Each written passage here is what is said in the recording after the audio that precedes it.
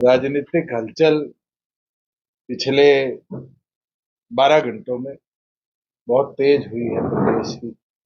और राजनीतिक सरगर्मियों को देखते हुए जिस तरीके से 3 एमएलए ने नायब सैनी जी की सरकार से अपना समर्थन वापस लिया है, आज हरियाणा प्रदेश की सरकार जो मेजॉरिटी लेकर 2 महीने पहले आई थी उससे कम हुई। नैतिकता के आधार पर मुख्यमंत्री को या तो अपना बहुमत पेश करना चाहिए या इस्तीफा देना चाहिए।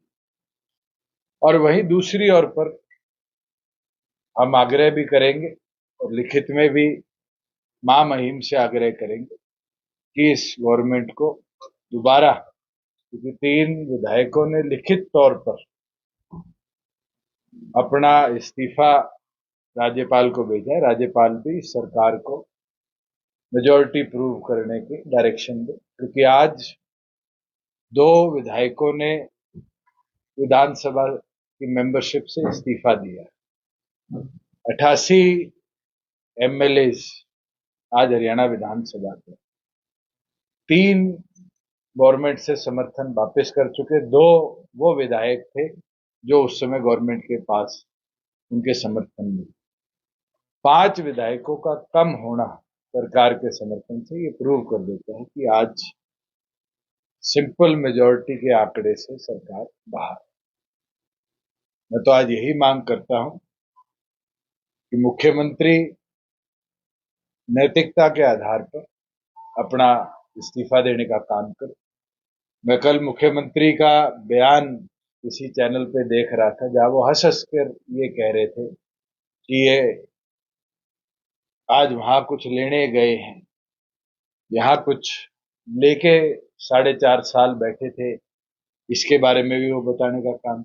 और मैं एक चीज कहना चाहूंगा, हम जब तक सरकार के साथ थे कभी इस तरह के हालात नहीं मिले जहां मनोहर लाल जी और मुझे इस तरह की कोई घटनाक्रम देखने को मिली हो कि किसी ने समर्थन विड्रॉ किया।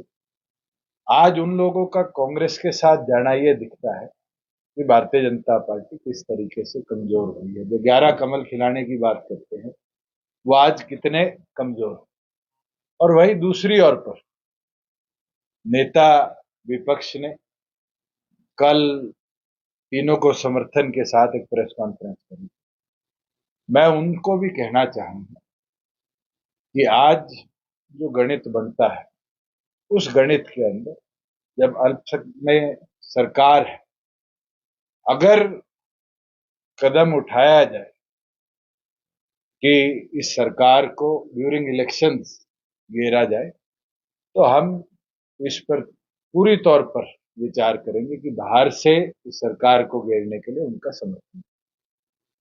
अब ये कांग्रेस को सोचना पड़ेगा कि क्या भारतीय जनता पार्टी की जो आज सरकार सत्ता में है इसको घेरने के लिए वो कोई कदम उठाने का काम करेगी। बीजेपी के भी विधायक 5 विधायक उनके साथ ऐसा दावा करते हैं। जब तक विप की ताकत है और जब तक नंबर्स हमारे पास है, वोट तो सबको विप के आदेश अनुसार करना पड़ेगा। और इसका विवरण तो आपने मेरे ख्याल से जब इस सरकार का गठन हुआ था उस दिन देख लिया। तो उस दिन भी हम तो पूरी तौर पर स्पष्ट है कि इस सरकार को घेरने की कदम, लेकिन खुले तौर पर वो कार्यक्रमों में जा रहे हैं। जोगीराम से ऑलरेडी नोटिस इशू किया गया है, एक प्रोसीजर है विधानसभा का जिसके अंदर नोटिस इशू कर पहले जवाब मांगा जाता है। अगर जवाब ना दिया जाए तो फिर स्पीकर को लिखित में उनकी सदस्यता रद्द करने के लिए कदम उठाने के लिए कहा जा सकता है। 3 विधायकों को इशू किया गया है और तीनों ने अभी तक कोई रिटर्न रिप्लाई नहीं किया। उनकी विजुअल्स भी है, उनकी पिक्चर्स भी है, उनके पोस्टर्स भी हैं। और जो उचित कार्रवाई जननायक जनता पार्टी ने करनी है आने वाले दिनों में बिफोर पोलिंग हम अपनी ओर से करेंगे। ऐसा कोई अंदेशा है कि कोई डिफेक्शन हो सकता है बीजेपी? अगर कोई इस्तीफा देता है तो उसके ऊपर है। पार्टी विरोधी गतिविधि का रिकॉर्ड आज हमारे पास, और पार्टी विरोधी गतिविधि के अंदर जिसने भाग लिया है उसके विरुद्ध एक कानून है, और उस कानून के तहत हम जल्दी स्पीकर को भी मिलेंगे और उनसे आग्रह करेंगे कि इनके खिलाफ कार्रवाई। कौन कौन से विधायक हैं? आप वो हम पे छोड़ दो। बीजेपी ये कह रही है कि शायद बीजेपी का कल्चर है प्रोसेस में ही आपको लगता है 6 महीने निकाल दो। इसके अंदर प्रोसेस में हमारे पास हाईकोर्ट का भी रास्ता है, और हाईकोर्ट और सुप्रीम कोर्ट ने निरंतर डायरेक्शन दिए हैं, चाहे हिमाचल का केस हो चाहे महाराष्ट्र का केस हो, कि टाइम बाउंड मैनर के अंदर लेजिस्लेटिव बिजनेस को पूरा करने के कार्य को विधानसभा को करना। बीजेपी कह रही है सर कि मार्च में अविश्वास प्रस्ताव लाए थे जो गिर गया था, तो 6 महीने में आ जाए। अविश्वास प्रस्ताव भारतीय जनता पार्टी की पिछली सरकार के विरुद्ध, नई सरकार बनी, वो अविश्वास प्रस्ताव उस सरकार के साथ साथ ही समाप्त हुआ। नई सरकार आज के दिन गठित हुई है, उसके विरुद्ध अविश्वास प्रस्ताव लाया उस दिन एक रैली जननायक जनता पार्टी की थी, हमने समर्थन किसी का नहीं किया। मैं आज ऑन रिकॉर्ड कह देता हूं कि अगर अब फ्लोर टेस्ट होगा तो हमारे प्रत्येक विधायक पार्टी के आदेश पर विप के साथ सरकार को घेरने के लिए वोट। आपने कहा कि जब तक आप लोग साथ थे तो ऐसी कोई स्थिति नहीं बनेगी, नेतृत्व परिवर्तन होने के बाद तो क्या तो बीजेपी ने नेतृत्व परिवर्तन किया वो संभालने वो फेलियर है। मैं तो एक दिन नहीं बारी बारी कहता हूं। जब नया मुख्यमंत्री पहली कैबिनेट के बाद कहता है कि 94 दिन का प्लान बना है, तो इसका मतलब तो उनने पहले मन बना रखा है कि वो 94 दिन के मुख्यमंत्री है। और ये तो ऑन रिकॉर्ड है, चंडीगढ़ की किसी आपके बीट के साथी से निकाल लीजिए कि फर्स्ट फुल कैबिनेट मीटिंग के बाद आकर नए मुख्यमंत्री का बयान था कि हम तो 94 दिन का प्लान लेकर आए, और उस दिन ये साबित हो गया था कि कितने कमजोर शासक वो रहेंगे और कितने कमजोर नेतृत्व के साथ प्रदेश चले। और आज भी मैं आपको बता सकता हूं कि निरंतर फील्ड का दौरा हम कर रहे हैं।